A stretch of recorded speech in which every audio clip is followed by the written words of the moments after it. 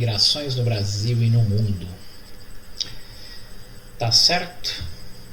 Abordaremos aí esses temas, esses subtemas aí que vocês estão vendo: êxodo rural, êxodo urbano, migrações pendulares, sazonais ou transumância, interregionais, intrarregionais, migrações econômicas espontâneas, a questão dos refugiados. E aí essa questão dos refugiados, eles se enquadram em várias categorias: os refugiados políticos, religiosos, ambientais e o crime de xenofobia, tá certo? O que nós esperamos do discente ao final desta videoaula? Que ele observe, perceba e interprete os fenômenos migratórios em diferentes escalas geográficas. Memorizar algumas dimensões conceituais acerca da temática estudada. Localizar e direcionar os fluxos migratórios em nível nacional e internacional. Entender as diversas categorias de refugiados e o crime de xenofobia. Exercitar e refletir sobre o conteúdo programático abordado. Praticar no cotidiano condutas anti-xenofobia. Então vamos lá, pessoal. O primeiro subtema aí a ser apresentado aí com as suas dimensões conceituais é o êxodo rural. O que é o êxodo rural? A fuga do homem do campo, tá certo? Quando grandes contingentes de habitantes, residentes do campo, do rural, do agrário, deixam este espaço geográfico e migram em direção às cidades, está caracterizado aí um êxodo rural. Percebam então aqui na charge, né, os trabalhadores rurais aqui que irão embarcar no ônibus. O letreiro, o destino do ônibus é a cidade, né, destino capital, aviação futuro, porque existe aí uma, acreditam aí que é uma melhora de vida, né? Então essa charge é bem sugestiva, né? De modo que aqui a charge ela remete mais a uma questão da mecanização no campo, né? E esse êxodo rural é por conta da mecanização, né? Vejam as máquinas aqui trabalhando, né, em substituição dos trabalhadores rurais, tá certo? Então esse êxodo aqui é mais por conta da mecanização no campo. O Brasil sofreu um grande êxodo rural no começo do século XX, principalmente na primeira metade do século XX, tá certo? Entre 1900 e 1950. Grandes levas saíram do Nordeste em direção ao Sudeste, principalmente São Paulo e Rio de Janeiro, porque estes dois estados, nessa ocasião, passavam por um momento de forte industrialização. Portanto, a população de diversas cidades do Brasil, predominantemente do Nordeste, tá certo? Se direcionaram para as duas principais capitais de até então do Sudeste, São Paulo e Rio de Janeiro, que, repito, estavam passando por um forte processo de industrialização. Certo, pessoal? Então, êxodo rural é isso aí. Tá? E aqui, do outro lado, nós temos o êxodo, né, uma charge revelando o êxodo urbano, que é o contrário, é a fuga do homem da cidade para o campo, tá certo? E aí tem até um trecho aqui que eu vou ler. Amigo Severino, estamos fugindo da seca de São Paulo, vamos deixar tudo para trás e tentar a sorte na sua terra. Então vejam, essa charge aqui foi feita na época da crise hídrica que assolou o estado de São Paulo, 2014 e 2015, né? E na verdade é uma sátira, né?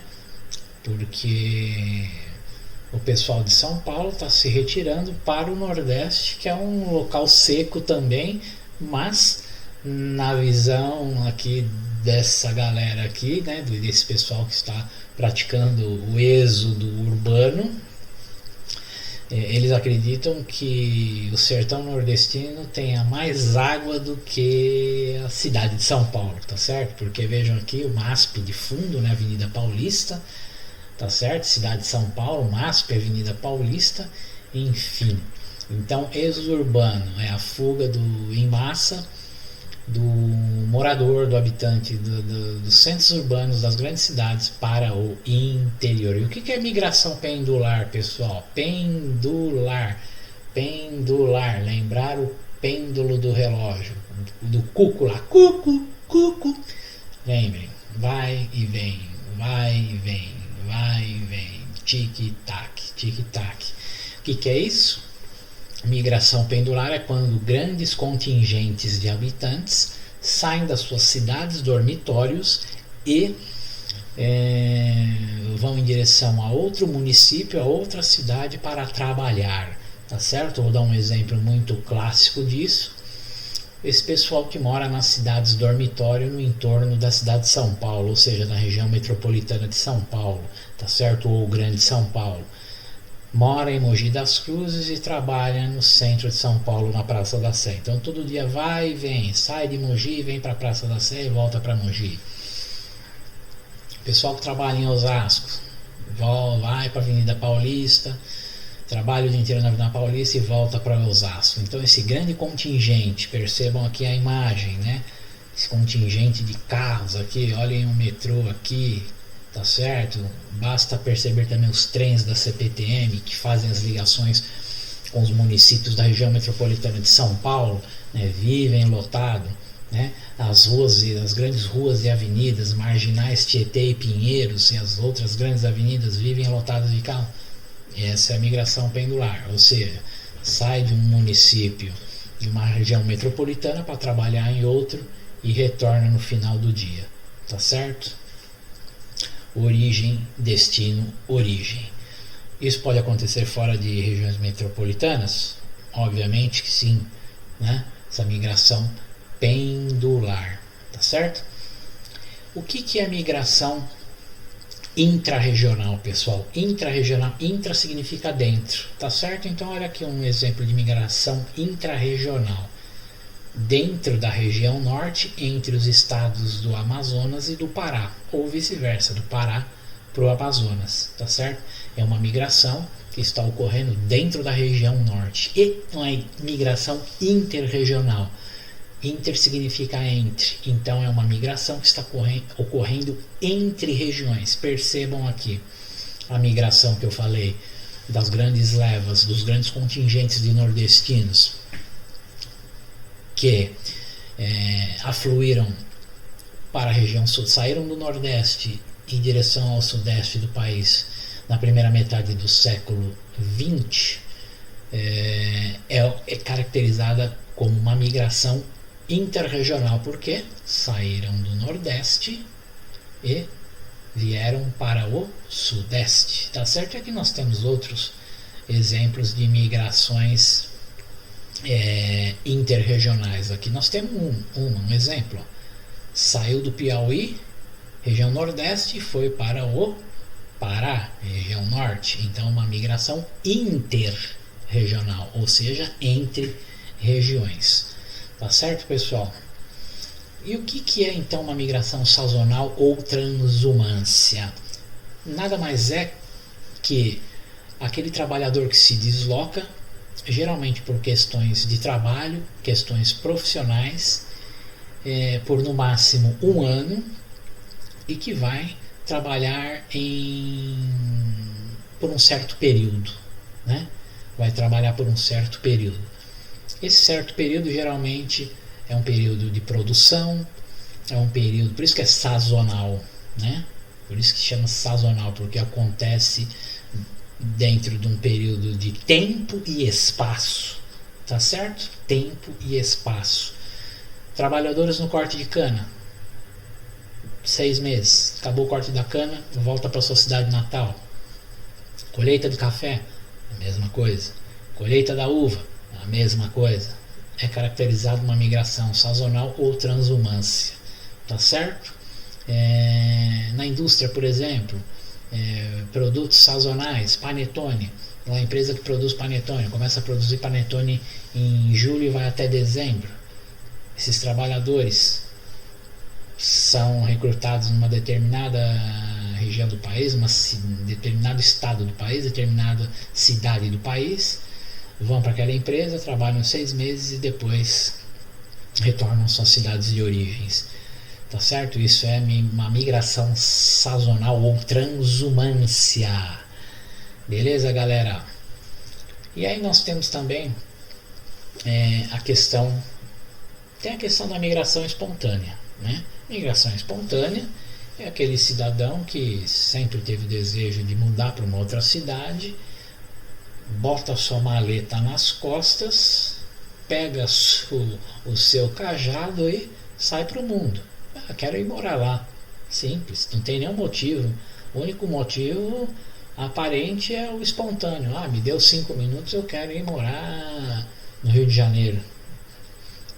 Depois passei uma certa temporada no Rio de Janeiro, 2, 3 anos, 5, 10 anos. Quero conhecer, quero ir morar em Florianópolis. E assim vai. Então essa migração espontânea. Não tem nenhuma. Não tem por trás nenhuma força maior, tá certo? Que force esse imigrante a sair do seu local onde ele se encontra. Certo, galera? E aí depois nós temos as questões, né, dos refugiados, tá certo? Vejam aqui essa charge aqui, né? Isso aqui é um cavalo de Troia, tá certo? Muito conhecido aí na história, né? Os refugiados estão todos aqui dentro, tá certo? Estão disfarçados por esse cavalo aqui, né? E estão esperando aqui o portão, né? O portão aqui, os muros da Europa aí serem abertos, os muros para serem aí transpassados. E quando chegar do outro lado aí do muro, abre a escotilha aqui e os refugiados que estão aqui dentro no corpo do cavalo aqui saem de dentro do cavalo, semelhante ao que aconteceu lá na questão de Troia, né? Beleza, galera. Então vejam, e aqui, como no mapa anterior nós vimos alguns fluxos migratórios no Brasil, aqui nós temos alguns fluxos migratórios no nível internacional, em escala global. Tá certo? Em verde nós temos as regiões de destino de imigrantes. E em laranja nós temos as regiões de saída de imigrantes. Tá certo? Isso aqui é um mapa de 2008. E vejam. Então a área em verde são os países de destino, né, para onde os imigrantes, para onde esse fluxo migratório foi. Então, nós temos aqui o Brasil como um fluxo migratório, tá certo? Estados Unidos, Canadá, esses já são tradicionais, bem conhecidos. Nós temos aqui a Europa, né? E a Austrália, aqui também o Oriente Médio, alguma coisa, e África do Sul, né? Pegando aqui particularmente o caso do Brasil, esse destino de fluxo migratório receptivo, né? Ele é composto por 3 nacionalidades basicamente: venezuelanos, bolivianos, que é o grosso do caldo, e argentinos. Tá certo? Então o Brasil nessas últimas décadas recebeu muitos argentinos, milhares de bolivianos e venezuelanos. Tá certo? A Europa sempre foi um grande centro de fluxo migratório, né? A Austrália também, Estados Unidos então, e Canadá nem se fala, né? Então vejam aí, esses são os principais fluxos, tá certo? De onde as pessoas saem e para onde as pessoas vão migrar, tá certo? Origem, destino do fluxo migratório, tá certo? Vejam aqui a China, né, como um grande emissor de imigrantes, né? Nós temos aqui o norte da África, né? Que o pessoal vai muito para a Europa, né? Atravessam aqui o mar Mediterrâneo naquelas embarcações que todo dia a mídia mostra aí, tá certo? Nós temos aqui a Bolívia, né?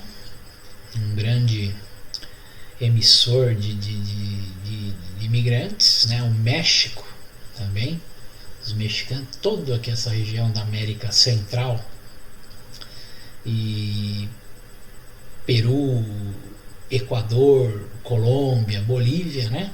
São grandes áreas emissoras de imigrantes. Nós temos também aqui muitos chineses no Brasil, tá certo?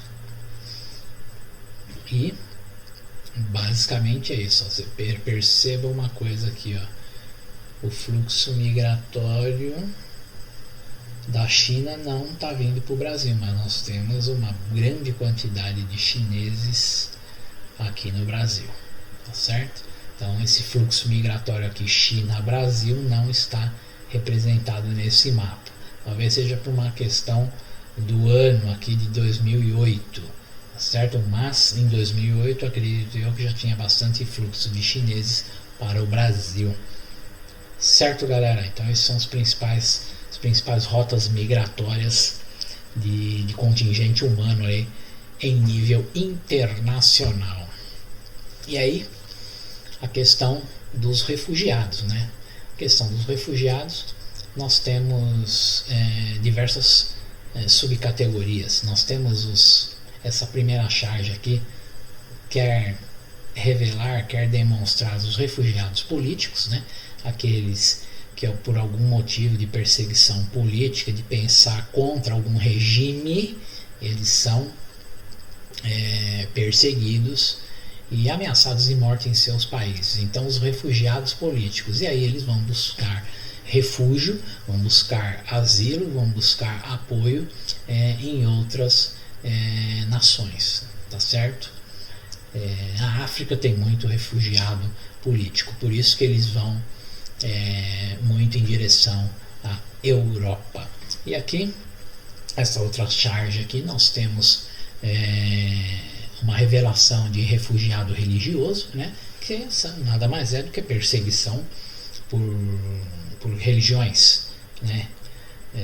Religiosos de uma certa seita perseguindo religiosos de outra seita ou até da mesma seita, né? Existem dissidentes dentro de uma mesma seita. E aqui no caso a charge representa o Brasil, né? Protestantes evangélicos perseguindo o pessoal do candomblé, né? Aqui está mais uma questão de perseguição do que de refugiado religioso, tá certo? Mas eu coloquei essa charge aí porque ela faz alguma alusão a esse tipo de perseguição, tá certo? E aí nós temos aqui os refugiados climáticos, tá certo? Os refugiados climáticos, no caso aqui está mostrando uma área de enchente, né? E que ou pode ser afetado, né? Está saindo do seu local de moradia de origem por conta de muita chuva ou de pouca chuva, seca, tá certo? Então nós temos a questão dos refugiados climáticos ou ambientais, tá certo, pessoal? E aqui nós temos de como a Europa trata a questão da migração hoje. Vejam aí uma espada, um grande facão, né? Encurralando aí os contingentes, as grandes levas de imigrantes